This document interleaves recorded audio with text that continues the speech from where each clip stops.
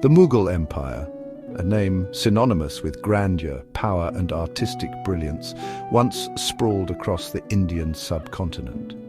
From the dusty plains of Kabul to the fertile deltas of Bengal, the Mughals, with their Turkic-Mongol lineage, carved out a vast empire. They left an indelible mark on India's history, art, architecture and culture that continues to inspire awe. This essay embarks on a journey through the rise and fall of this magnificent empire. We'll trace its origins, its moments of glory, and the eventual descent into the annals of history. The story begins in the 16th century, with a young, ambitious prince named Babur. He was a descendant of Timur, the fearsome Central Asian conqueror, and Genghis Khan, the legendary Mongol warlord. Babur, driven by both opportunity and a thirst for conquest, set his sights on the fractured kingdoms of India. His arrival marked the beginning of a new era, an era that would see the rise of one of the most significant empires in Indian history. The Mughal Empire, under a succession of remarkable rulers, rose to unprecedented heights. The empire fostered a unique blend of Persian, Central Asian and Indian cultures, leaving behind a rich legacy of art, architecture and literature. This essay will delve into the key factors behind the empire's meteoric rise and its equally dramatic fall. We'll examine the reigns of its most important emperors, their policies, their triumphs and the challenges they faced. Finally, we will explore the reasons behind the empire's slow decline. From internal strife and religious tensions to the rise of new powers, we will analyze the factors that contributed to the Mughal Empire's eventual collapse. This historical journey will provide valuable insights into a pivotal period in Indian history, offering lessons relevant even today. Join me as we turn back the pages of time and delve into the captivating saga of the Mughal Empire.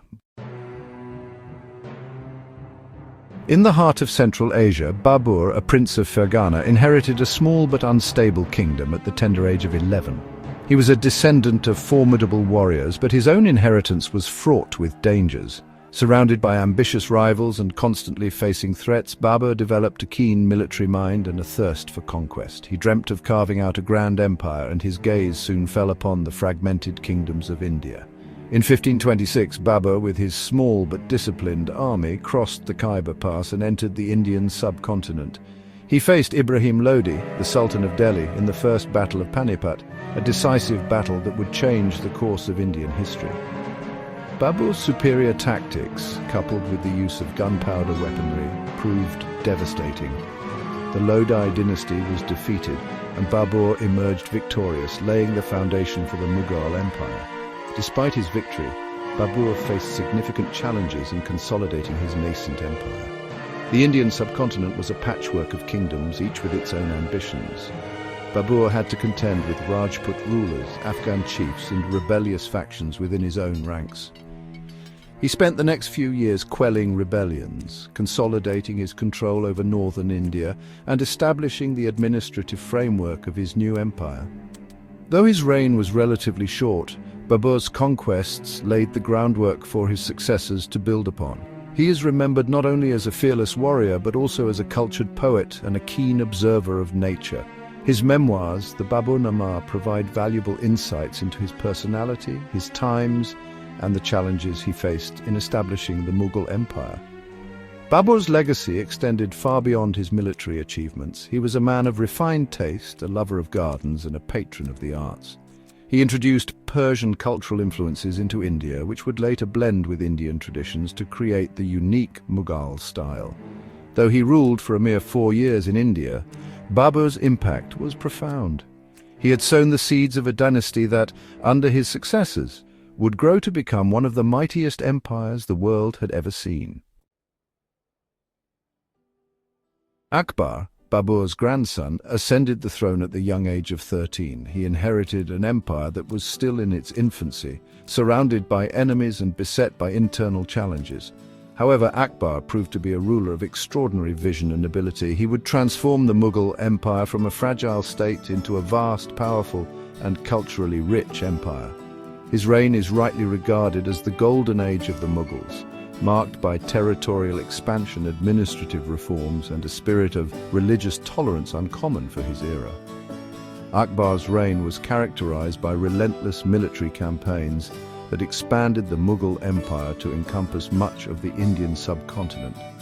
He understood that a strong military was essential for maintaining stability and securing the borders. He implemented a new military system, the Mansabdari system, which organized the nobility and military officials into ranks based on their responsibilities and the number of troops they contributed.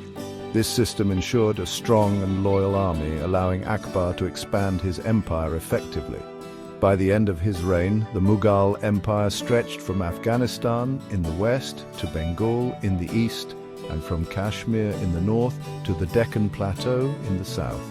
Akbar's brilliance was not limited to military prowess.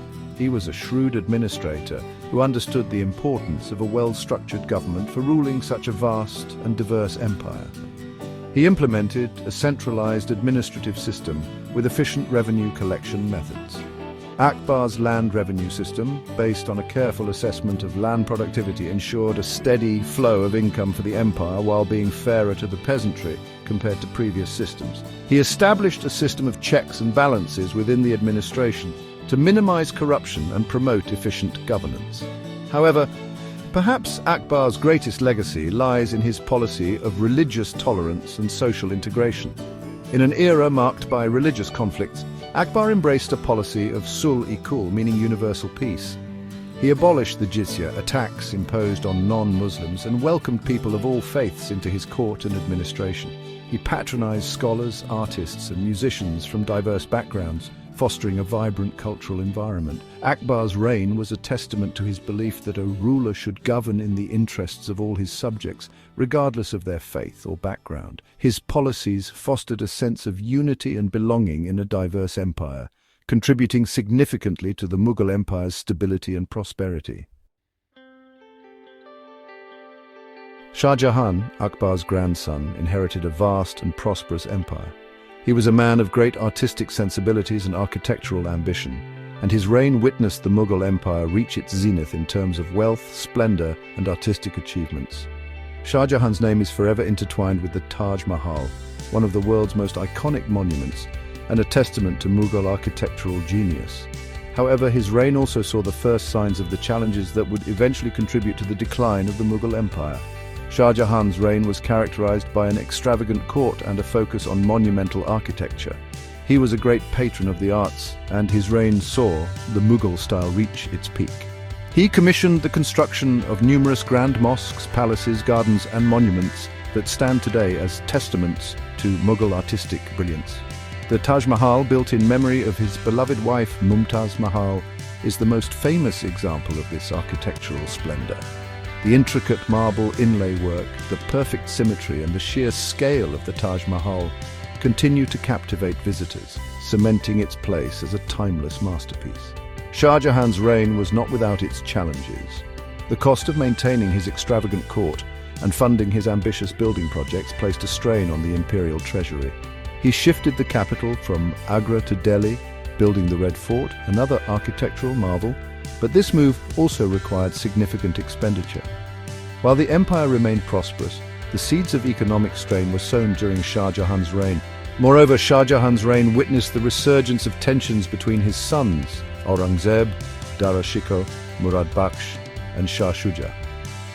As Shah Jahan's health declined, a war of succession erupted between his sons, each vying for the throne. This internal conflict weakened the empire, paving the way for future instability. While Shah Jahan's reign represented the pinnacle of Mughal glory, it also marked the beginning of the empire's slow descent from its zenith.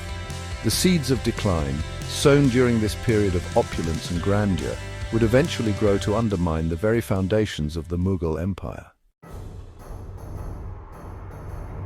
Section 5. Cracks in the jewel Aurangzeb and the seeds of decline. Aurangzeb, the sixth Mughal emperor, ascended the throne after a bitter war of succession against his brothers. His reign was marked by both territorial expansion and a gradual decline in the empire's stability and religious tolerance. While Aurangzeb was a devout Muslim and a capable administrator, his policies alienated many of his Hindu subjects, leading to unrest and rebellion that weakened the Mughal Empire. Aurangzeb inherited a vast empire, but his reign was characterized by constant warfare, both to expand the empire's frontiers and to quell rebellions. He extended Mughal rule deep into South India, conquering the Deccan sultanates. However, these campaigns were costly and drained the empire's resources. Moreover, Aurangzeb's strict religious policies alienated many of his Hindu subjects. He reimposed the jizya tax, banned music and dance at court, destroyed Hindu temples, and enforced Islamic law more rigorously. These actions led to resentment and rebellion, particularly among the Marathas in the Deccan.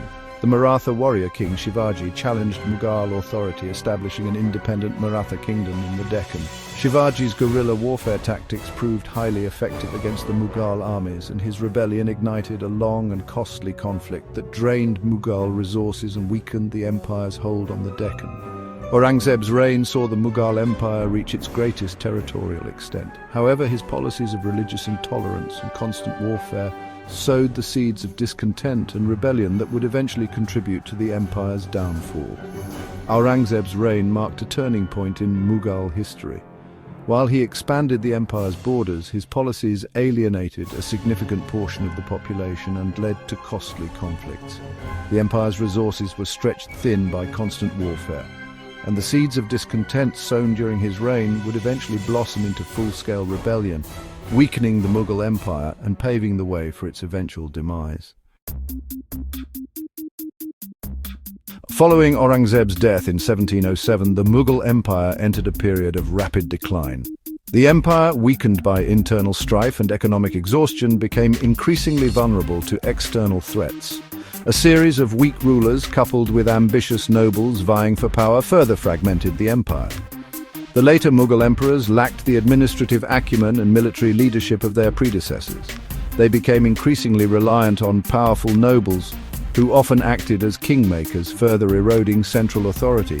The empire was plagued by revolts and rebellions, with provincial governors and local rulers asserting their independence. The Marathas, emboldened by their successes against Aurangzeb, continued to challenge Mughal authority, expanding their influence across much of central and western India. The once mighty Mughal Empire was now a shadow of its former self, its authority reduced to a shrinking region around Delhi. The decline was further exacerbated by the rise of new regional powers. The Sikhs in the northwest, under the leadership of Banda Singh Bahadur, rose against Mughal rule. In the south, the Nizam of Hyderabad and the Nawab of Awadh declared their independence, establishing powerful regional kingdoms. The Mughal emperors, lacking the resources and the will to assert their authority, were forced to acknowledge the growing autonomy of these regional powers, further fragmenting the empire.